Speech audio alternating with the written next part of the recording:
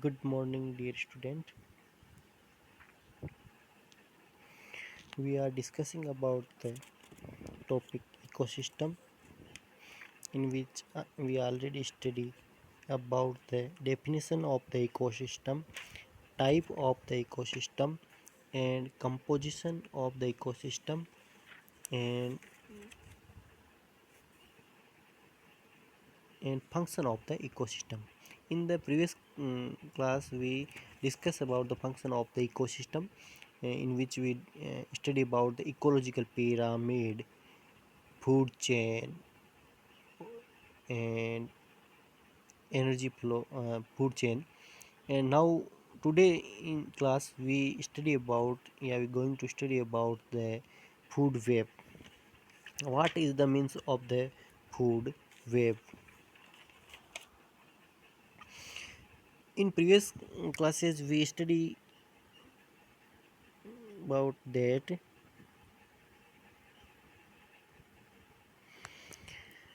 the food chain means producer synthesize the food, and herbivores, the first consumer, consume the food. After it, secondary consumer, and after it, tertiary consumer, and after it, the top consumer. And this is form a linear flow of the consumption of the food and unidirectional flow of the energy. This is called the food chain. But in the ecology, food chain, simply food chain is not persist, means exist, individual exist, means rather they are interconnected and form a complex web called the food web. Means क्या हुआ कि आपको और मैं सरल बताऊं कि जो फूड चेन की बात करते हैं वो एग्जिस्ट नहीं होती है, मतलब परसिस्ट नहीं होती है इकोलॉजी के अंदर। क्यों? क्योंकि वो सारी की सारी जो फूड चेन्स होती है वो आपस में इंटरकनेक्टेड होती है। इंटरकनेक्टेड होके all the food chain interconnected to each other and form में complex web called the food web. A food web describes the flow of energy and nutrient through an ecosystem where the food chain is linear path, a food web. Ecology, food web describes feeding connection between the organism and biotic community. Means क्या हुआ, जैसे अभी diagram से समझते हैं अपन इसको। तो एक जो फूड वेब होता है उसके अंदर क्या होता है कि मान लो ये प्रोड्यूसर है जो ग्रासेस वगैरह है, तो उसमें अपन लीनियर के अंदर फूड चेन के अंदर क्या बात है, ग्रास को क्या खाता है, रेबिट खाता है, रेबिट को स्नेक खा जाता है, और स्नेक को कौन खा जाता है, वल्चर खा जाता है, गिद्ध खा जाता है। इस प्रकार से ये एक लीनियर हो गया। लेकिन यहाँ पर यहाँ पर क्या है, ग्रासेस को डियर्स भी खा सकती है, रेबिट भी खा सकता है, माउस भी खा सकता है, इंसेक्ट भी खा सकता है, ग्रास ऊपर भी खा सकता है, मतलब। और फिर रेबिट को कुत्ता भी खा सकता है, भेड़िया भी खा सकता है, गिद्ध भी खा सकता है, और शेर भी खा सकता है। मतलब क्या, इंटरकनेक्टेड होते हैं। Each food chain is interconnected to each other and form the web. This is called the food web.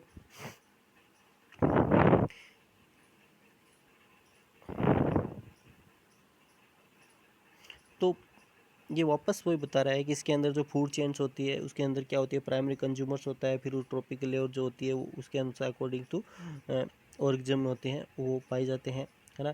और ट्रॉपिकल लेयर को अपन होता है प्राइमरी प्रोड्यूसर होता है, फिर सेकेंडरी प्राइमरी कंज्यूमर होता है, फिर सेकेंडरी कंज्यूमर, टर्शियरी कंज्यूमर होता है, हाई लेवल कंज्यूमर होता है।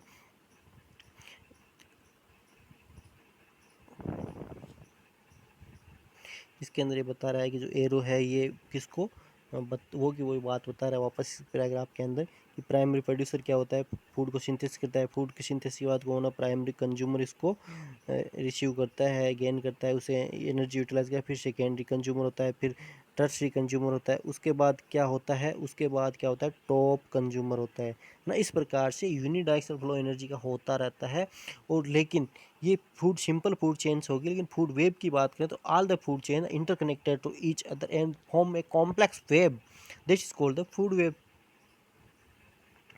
इसके बाद आता है energy flow in a ecosystem.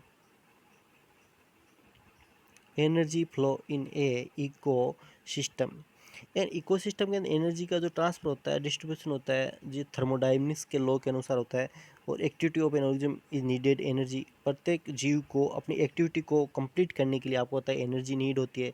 And the sun is the ultimate source of the energy, आपको सबको पता है। और इस यहाँ पे बहुत एक महत्वपूर्ण बात करी, केवल जो 1% जो एनर्जी होते हैं, जो सोलर एनर्जी आती है, जो सोलर एनर्जी 100% एनर्जी आई है, तो उसका 1% जो एनर्जी होती है प्लांट्स फोटोसिंथेसिस के अंदर यूज करते हैं। मोस्ट ऑफ द प्लांट जो होते हैं वो टोटल जो 100% सोलर एनर्जी, उसका केवल 1% use in the photosynthesis, and the 99% energy is utilise in the other is by the other resources in the environment. ठीक है, तो इसमें अपन बात करें तो 1% जो एनर्जी है वो इसमें यूटिलाइज होती है। और जो ये बोल रहा है कि जो मोस्ट जो फॉरेस्ट ट्रीज है, जो मोस्ट फॉरेस्ट ट्रीज है वो 5% तक यूज़ कर सकते हैं।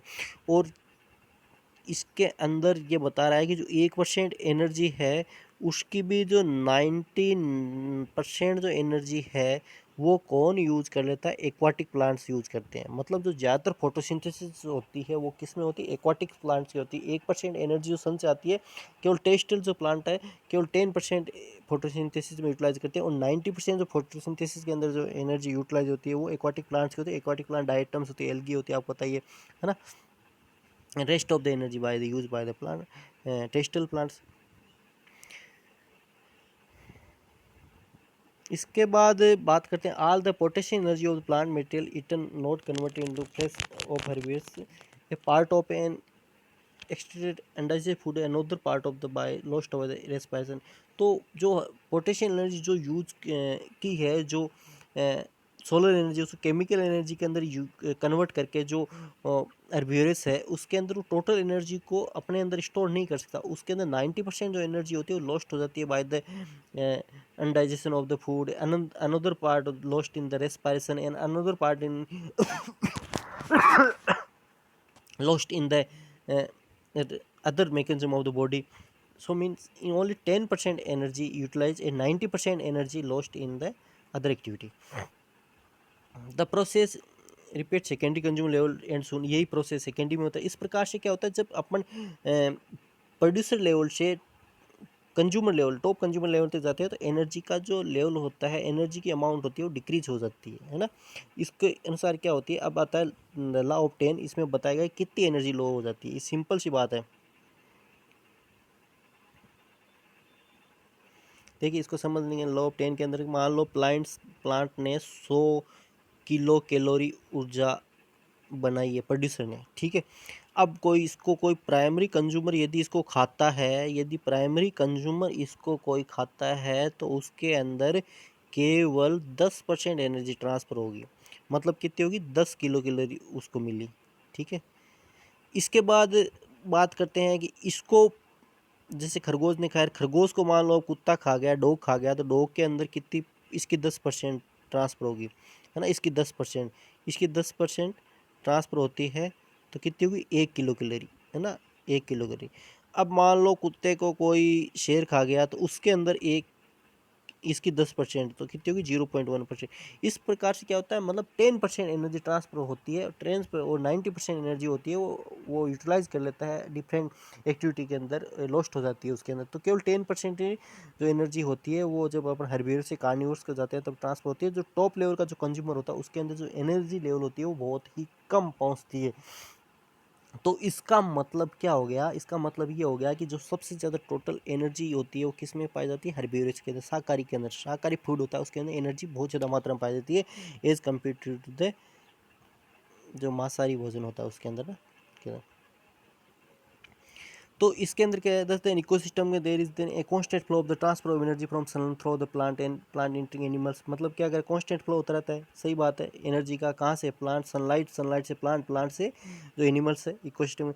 Decrease in useful energy successive level in nutrition होती है, डिक्रीज होती रहती है ना, आपको बताइए। Return energy, solar energy is enter into the living system back non living world, है ना, as but not as light. जब सोलर एनर्जी है लिविंग सिस्टम प्रवेश कर जाती है तो नॉन लिविंग सिस्टम में डेथ होती है, किसी भी ऑर्गेनिज्म की, तो वो एनवायरनमेंट वापस ट्रांसफ़र हो जाती है, लेकिन सन को वापस रिपीट नहीं होती है। मतलब क्या, यूनिडायरेक्शन फ्लो होता है।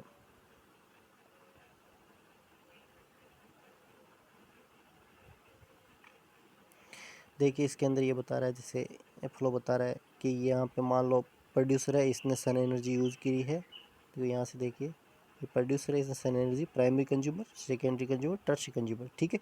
इनसे कुछ लॉस्ट भी होगी, कुछ एनर्जी यूटिलाइज कर दी है, कुछ एनर्जी यूटिलाइज कर दी और कुछ एनर्जी लॉस्ट हो गई, ठीक है, इस प्रकार सन से, ठीक है, इस प्रकार से। और जब ये डेड होते हैं तो इनको डिकम्पोजर क्या होता है, वापस इसको इनको बैक्टीरिया इस एनर्जी का यूज़ कर लेते हैं, है ना, इस प्रकार से।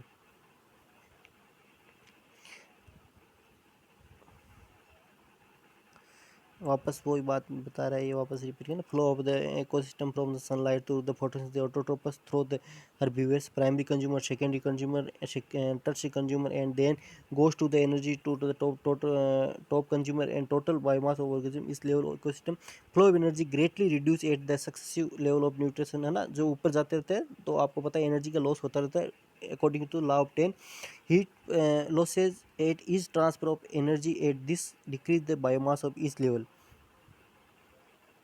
है ना, ये वापस बता रहे हैं।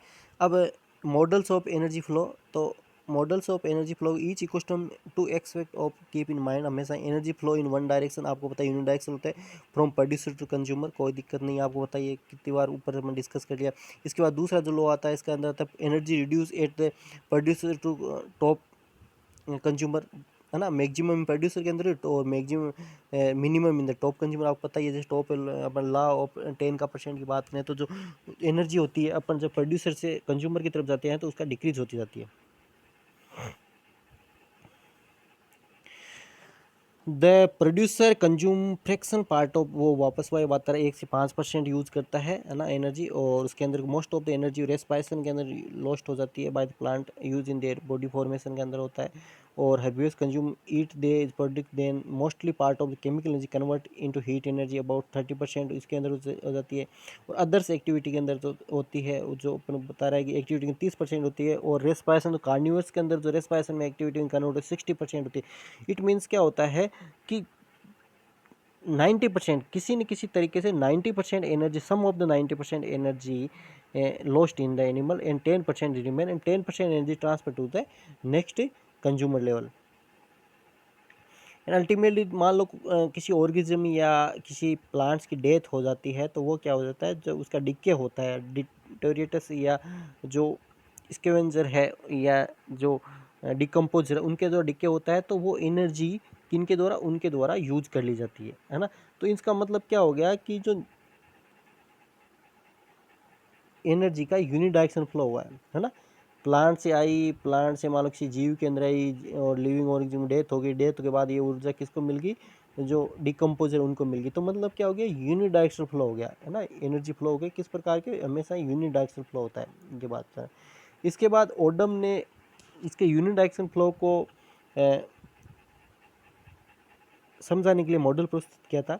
विन इसमें अंदर क्या है, जो बॉक्सेज होगी अपना मॉडल में अंदर देखेंगे, जो बॉक्सेज होगी वो तो क्या इसके बायोमास को रिप्रेजेंट करेगी, ट्रॉपिकल लेवल को रिप्रेजेंट करेगी, और जो पाइप होगी वो demonstrate the energy flow between the inside outside from the biological unit, इस बायोलॉजिकल यूनिट से। तो इसमें अपन डायग्राम में समझते हैं। पहले तो देखिए आप कि इसने ओडम ने क्या बताया था कि जो यूनिडायरेक्शनल फ्लो उसको समझाने के लिए क्या बताया था कि ये जो मान लो सनलाइट से जो एनर्जी आ रही है और ये टोटल बायोमास, ये उसके अंदर यूटिलाइज एनर्जी है, टोटल यूटिलाइज सिंथेसाइज एनर्जी है। अब इसमें से some of the energy lost in the respiration, some of the energy lost in heat and some of the energy lost in the other activity, है ना। दो ये जो एनर्जी स्टोर एनर्जी है ये, तो अभी पाइपलाइन मतलब एक जीव से मान लो ये प्रोड्यूसर है तो ये किसके पास जाएगी, हर्बीवर्स जो शाकाहारी उसके पास जाएगी। तो सम एनर्जी नॉट यूज, ये देखो हर्बीवर्स है तो हर्बीवर्स के अंदर एनर्जी का लेवल देखो कम हो गया, बॉक्स की साइज देखो कम हो गई, फिर देखो कंज्यूमर की और साइज कम हो गई, है ना। इस प्रकार जैसे जैसे जाते हैं एनर्जी लेवल कम हो जाती है। और ऐसे कैसे इसमें देखो रेस्पायरेशन कुछ एनर्जी लॉस्ट हो जाएगी, कोई नॉट यूज हो जाएगी, है ना, फिर आगे ट्रांसफर हो जाएगी थर्ड जो कार्निवोर्स उसके अंदर हो जाएगी। इसी प्रकार से कार्निवोर्स के रेस्पायरेशन के अंदर लॉस्ट हो जाएगी। इस प्रकार से ये यूनिडायरेक्शनल फ्लो एनर्जी का इसने ओडम ने बताया था। Odom proposed on another model which is called the universal model, which is applicable for the living component, plant, animal, microorganism, individual organism and tropic level. This type of model can be represent food chain, है ना। तो एक universal model भी इसने प्रस्तुत किया था। Universal model कौन सा, देखिए जो प्रपोज किया है वो इसने, ये यूनिवर्सल मॉडल है। इसके अंदर एक इंडिविजुअल ऑर्गेनिज्म है उसका यूनिवर्सल मॉडल इसने प्रस्तुत किया। इसमें क्या क्या है, ये टोटल बायोमास है, इसका मतलब टोटल जो एनर्जी है वो बताई इसने, ठीक है। अब कुछ एनर्जी नॉट यूज, जो यूज ही नहीं होती है, कुछ ये टोटल एनर्जी आई है। फिर इसके बाद ए का मतलब क्या है, एस्टिमेटर में जो इसने सिंथेसिस की एनर्जी स्टोर की है उसने, 20 का बायोमास है। और फिर क्या हो जाए, कुछ एनर्जी क्या होती है लॉस हो जाती है, कुछ रेस्पायरेशन में लॉस है। इस प्रकार से ये इसको एनर्जी को डेमोन्स्ट्रेशन करने के लिए ये एक मॉडल बनाया। इसमें जो बॉक्स है ये टोटल एनर्जी दिखाता है, पाइपलाइन क्या है, energy one transfer one two another topic level. इसके बाद ओडम ने एक मॉडल और प्रस्तुत किया, उसमें उसने वाई शेप मॉडल प्रस्तुत किया। वाई शेप मॉडल की बात करें अपन तो वाई शेप मॉडल के अनुसार क्या है,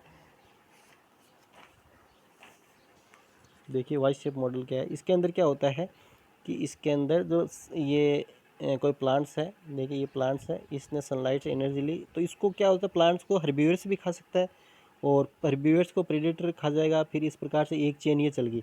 दूसरी चेन हो सकती है कि ये जो डेट भी हो सकता है, और उसको जो डिटोरेटर्स होते हैं और डिकम्पोजर वो भी खा सकते हैं। इस प्रकार से क्या होता है, एक वाई शेप बन जाती है। इस प्रकार से प्लांट को इस साइड से भी चेन चल सकती है और इस साइड से भी चेन चल सकती है, इसलिए इसको वाई शेप मॉडल बताया। इसके बाद आता है बायो जियोकेमिकल साइकिल है। जियोकेमिकल साइकिल्स जो अपने भौगोलिक या जियोग्राफिकली जो साइकिल्स पाए जाते हैं, जो मिनरल्स हैं उनका रिसाइकलिंग जो साइकिल पाए जाते हैं, उनको ये बायोकेमिकल साइकिल बोलते हैं। अपने जो सिलेबस में है वो कौन कौन से हैं, एक तो जो नाइट्रोजन साइकिल है, और एक अपने फॉस्फोरस साइकिल है, और एक सल्फर साइकिल। उन्हीं के बारे में अपन बात करते हैं। तो सबसे पहले अपन बात करते हैं नाइट्रोजन साइकिल की।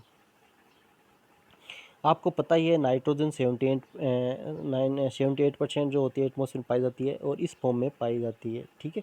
ये इस फॉर्म में पाई जाती है, इस फॉर्म में पाई जाती है। यहाँ ये जो बॉन्ड उसको डाइज़ोट्रोपस बॉन्ड बोलते हैं, और ये बॉन्ड होता है ब्रेक करना, है ना, किसी भी लिविंग ऑर्गेनिज्म के लिए ब्रेक करना मुश्किल होता है। इसलिए कोई भी लिविंग ऑर्गेनिज्म इस N2 फॉर्म के अंदर नाइट्रोजन को यूज़ नहीं कर पाता, चाहे वो प्लांट्स हो चाहे ऑर्गेनिज्म हो। तो इसके लिए क्या होता है, एटमॉस्फेयर में बहुत ज़्यादा प्रेजेंट होते हैं, लेकिन इसको अपन यूटिलाइज नहीं करते। तो इसके लिए ज़रूरी होता है कि कोई इसको अमोनिया, नाइट्रेट और नाइट्राइट में कन्वर्ट कर दे। ये जो है ये एब्जॉर्बेबल फॉर्म है प्लांट के द्वारा। इन्हीं फॉर्म के अंदर क्या होता है, प्लांट्स होते हैं इन नाइट्रोजन को क्या करते हैं, एब्जॉर्ब करते हैं सोइल से। तो कुछ बैक्टीरिया होते हैं जो नाइट्रोजन फिक्सिंग बैक्टीरिया है, वो क्या करते हैं, इस नाइट्रोजन को क्या करते हैं, इस फॉर्म में कन्वर्ट कर देते हैं, प्लांट इसको यूज कर लेते हैं। और आपको पता है नाइट्रोजन होता है अपने लिए बहुत इंपॉर्टेंट है ना।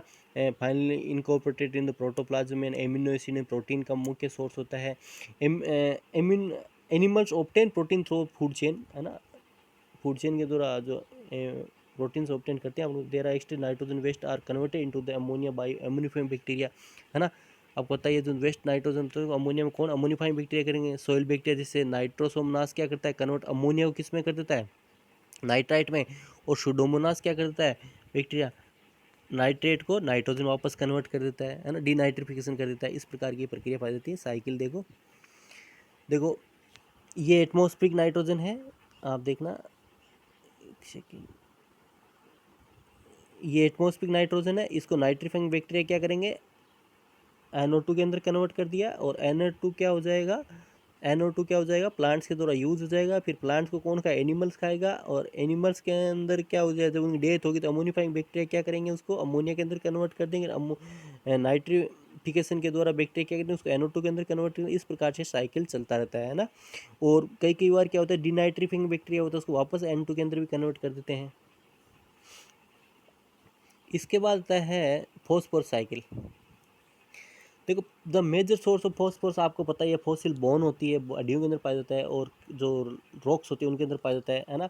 और ये क्या होता है, plant absorb phosphorus to the root and convert into the phosphate and nucleic acid and the phosphate होता है प्लांट्स के अंदर, न्यूक्लिक एसिड अपने अंदर भी होता है, न्यूक्लिक एसिड और फॉस्फेट के रूप में पाया जाता है। बहुत इंपॉर्टेंट मिनरल्स है। Animal get through food chain के द्वारा अपन को मिलता है। The phosphorus release when dead animals and plant and waste are decompose. जब एनिमल्स मर जाते हैं, प्लांट्स मर जाते हैं, तो क्या होता है, ये वेस्ट मटेरियल के द्वारा डिकम्पोज के द्वारा वापस फॉस्फोरस बनाता है। Plant having micro tree phosphorus absorb fast. तो प्लांट के अंदर माइक्रोराइजल जो ट्री होते हैं वो फॉस्फोरस ज़्यादा एब्जॉर्ब करते हैं। फॉस्फोरस इज कंपोनेंट एटीपी, आपको एडिशन ट्राइफॉस्फेट है, तो एटीपी के और बोन और टीथ का ये कंपोनेंट है। This get converted into rocks and remain away from the cycle ना। When they are release by rocks fossil and वोकुलर they come back in cycle, वापस साइकिल के अंदर आ जाते हैं। देखो साइकिल में अपन बात करते हैं, इसमें देखो तो ये जो फॉस्फेट रॉक्स के अंदर है या सेडिमेंटेशंस है ना, मेरिन के अंदर, इनका डिजोल्व हो गया, डिजल प्लांट के द्वारा ऑब्जर्व कर दिया, प्लांट के द्वारा एनिमल्स को मिल जाएगा। फिर बैक्टीरिया जब डेथ होगी तो बैक्टीरिया के द्वारा वापस फॉस्फोराइटिक बैक्टीरिया के द्वारा ये वापस एक्सक्रीशन करके वापस बोन या इसके अंदर डिकम सेडिमेशन फेज में चला जाता है। इसके बाद जो नेक्स्ट साइकिल आता है, जो लास्ट इसमें साइकिल आता है जो अपने सिलेबस में है, इंपॉर्टेंट है, वो है अपने सल्फर साइकिल। सल्फर सॉइल के अंदर स्टोर होता है। Available is oxide sulphate, sulphur dioxide और हाइड्रोजन सल्फाइड के रूप में ये अवेलेबल होता है। वो ऑक्सीडाइज फॉर्म है इसकी। The main source of sulphate inorganic sulphate है। Plant absorb through the roots and sulphate ions in incorporated into protein nucleic molecule का भी इनकॉर्पोरेटेड, विटामिन एंजाइम का भी है साथ में। Animals get them through food chain के द्वारा अपन को मिलता है। It lithosphere after death and decay organism के द्वारा होता है। After the death produce and consume decomposer such a Desulfovibrio aerobacillus aerobic bacteria जैसे thiobacillus decompose the sulphur compound into H2। ये जो बैक्टीरिया इसको सल्फर को H2S में कन्वर्ट कर देना। H2 is oxidise by microbes into the sulphur, वापस sulphur के अंदर ही कन्वर्ट हो जाता है।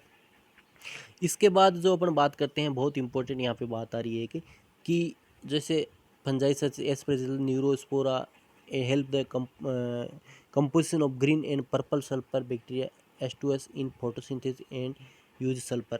ध्यान रखना, जैसे फोटोसिंथेसिस क्रिया होती है उसके अंदर क्या होता है, CO2 के साथ हमेशा ही क्या यूज होता है, H2 यूज होता है, ठीक है।